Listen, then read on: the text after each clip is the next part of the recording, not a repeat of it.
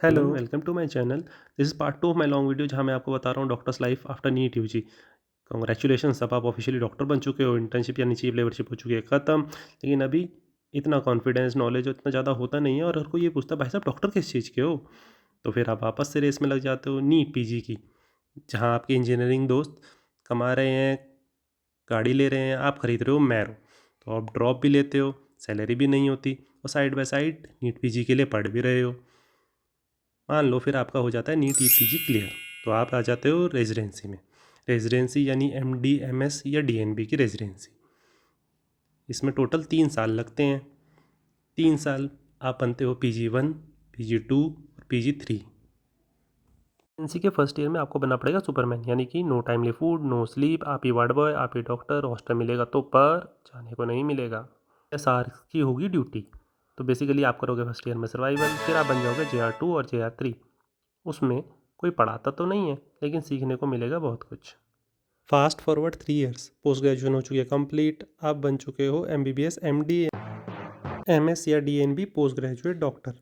अब इसके बाद है आपके पास 2 ऑप्शन, या तो किसी टीचिंग कॉलेज में बन जाओ SR, जो कि 1 से 3 इयर्स तक बन सकते हैं, या तो फिर से करो नीट SS की तैयारी और करो DM या MCH, दो की 3 इयर्स का होता है। हम डॉक्टर्स एक्चुअली कभी सेटिस्फाइड होते ही नहीं हैं। हमें ऐसा लगता है कि हमें अभी इतना नहीं आता है, थोड़ा और सीख लेते हैं, थोड़ा और पढ़ लेते हैं, और इसीलिए शायद हमें सेटल होने में इतना टाइम लग जाता है। तो जो मैंने 12 साल बताया वो ऊपर आराम से हो जाते हैं। फाइनली आप बन जाते हो कंसल्टेंट। ये मेरी MBBS फर्स्ट ईयर की फ़ोटो है और ये कई साल बाद जब जब मैं कंसल्टेंट एरिया से बन चुका हूँ तब का। इसमें टाइम तो काफ़ी लग गया मुझे भी। अच्छा चलो मैं फाइनेंशियल एस्पेक्ट बताता हूँ डॉक्टर्स का। डॉक्टर्स की सैलरी आखिर कितना कमाते हैं डॉक्टर्स?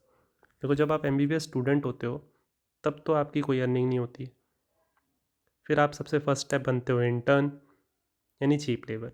15 से 20 हज़ार रुपये यहाँ पर डिपेंडिंग अपॉन द कॉलेज आपकी सैलरी होती है। फिर आप बनते हो MBBS जूनियर डॉक्टर।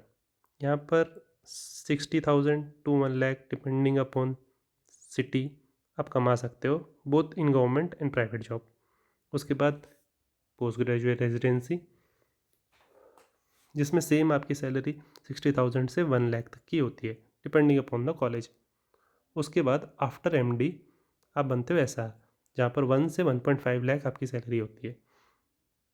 उसके बाद अगर आपने नीट SS निकाल दिया तो वापस से रेजिडेंट डॉक्टर बन जाओगे, जिसमें वापस 60,000 to 1 लाख सैलरी होती है। और अब फाइनली लास्ट में जब कंसल्टेंट बनोगे तो most doctors 2 to 5 lakh rupees उनकी सैलरी होती है और इसी के बीच में अर्न करते हैं। हालांकि पोटेंशियल तो बहुत है और कमाई भी इन्फिनिटी है, लेकिन आपको एफर्ट भी उस हिसाब से ही लगाना पड़ेगा। तो आपके हिसाब से क्या ये वर्थ इट है, इतने साल लगा के इतना कमा पाना? अगर है तो वेलकम टू मेडिकल फ्रेटर्निटी।